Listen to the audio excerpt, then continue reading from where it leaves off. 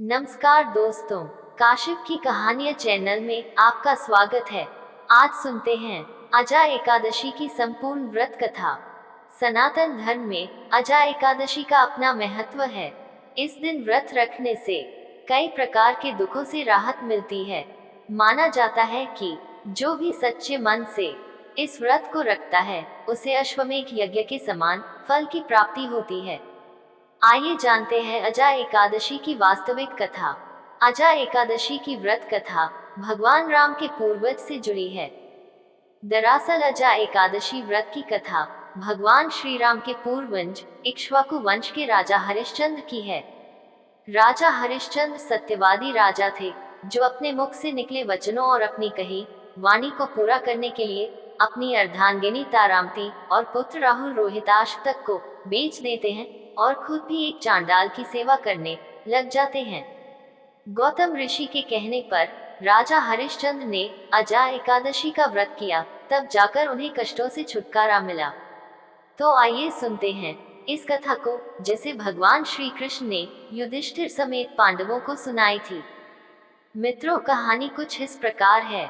अजा एकादशी की व्रत कथा। युधिष्ठिर ने कहा, हे वासुदेव, मैंने पुत्रदा एकादशी के बारे में सविस्तार वर्णन सुना। अब कृपा करके मुझे अजा एकादशी के बारे में विस्तार से बताएं, और इस एकादशी को क्या कहते हैं और इस व्रत को करने के क्या नियम हैं। इस व्रत को करने से किस तरह का फल मिलता है। श्री कृष्ण ने कहा कि हे कुंती पुत्र, भाद्रपद की एकादशी को अजा एकादशी कहते हैं। इस व्रत को करने से सभी तरह के पापों से मुक्ति मिलती है। इस लोक और परलोक में कल्याण करने वाली इस एकादशी व्रत के समान दुनिया में कोई दूसरा व्रत नहीं है। अब ध्यान से इस कथा को सुनिए। पौराणिक काल में भगवान राम के वंशज में अयोध्या नगरी के राजा हरिश्चंद्र नाम का एक राजा था। अपनी ईमानदारी और सत्यनिष्ठा के कारण राजा के दूर दूर तक चर्चे थे।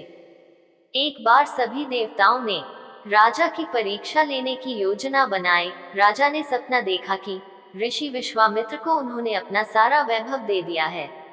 अगली सुबह राजा जब उठा तो सच में विश्वामित्र राजा के द्वार पर खड़े थे।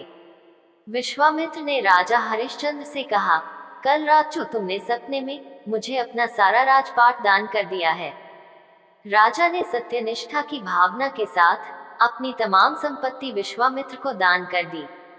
दान दक्षिणा देने के लिए राजा हरिश्चंद्र ने अपनी पत्नी और बेटा और खुद को बेच दिया। राजा हरिश्चंद्र को डोम जात के एक व्यक्ति ने खरीद लिया, जो शमशान घाट में दाह संस्कार का काम करवाता था। राजा हरिश्चंद्र एक चांडाल के सेवक बन गए। राजा ने चांडाल के लिए कफन लेने का कार्य भी किया, किंतु इस आपत्तिजनक काम करने के बाद भी उन्होंने कभी सच का मार्ग नहीं छोड़ा। इस काम को करते करते कई वर्ष बीत जाने के बाद राजा हरिश्चंद्र को काम पर काफी अफसोस होने लगा और वह उसे निकालने का रास्ता तलाशने लगे। राजा हरिश्चंद्र हर वक्त इस काम से मुक्ति के रास्ते तलाशने की कोशिश करते।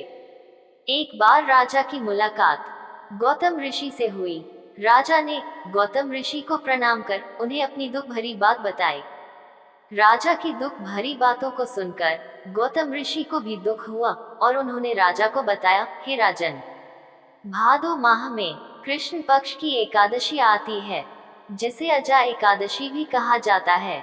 तुम उस व्रत को विधि विधान के साथ करो और रात के वक्त जागरण भी, इससे तुम्हारे सभी तरह के पाप का नाश हो जाएगा।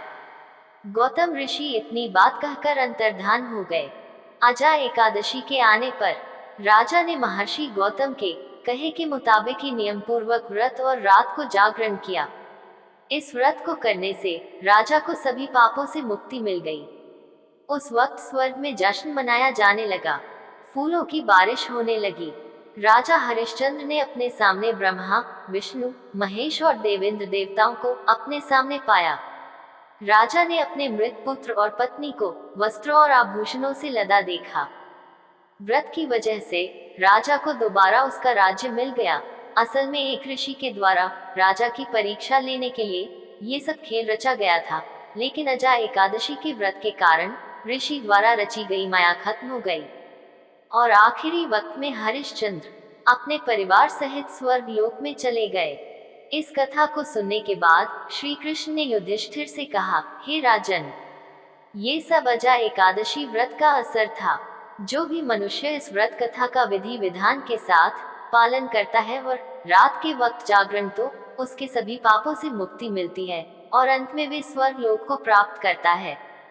कहा जाता है कि इस एकादशी को करने से अश्वमेध यज्ञ के समान फल की प्राप्ति होती है। इस प्रकार ये व्रत कथा पूरी होती है।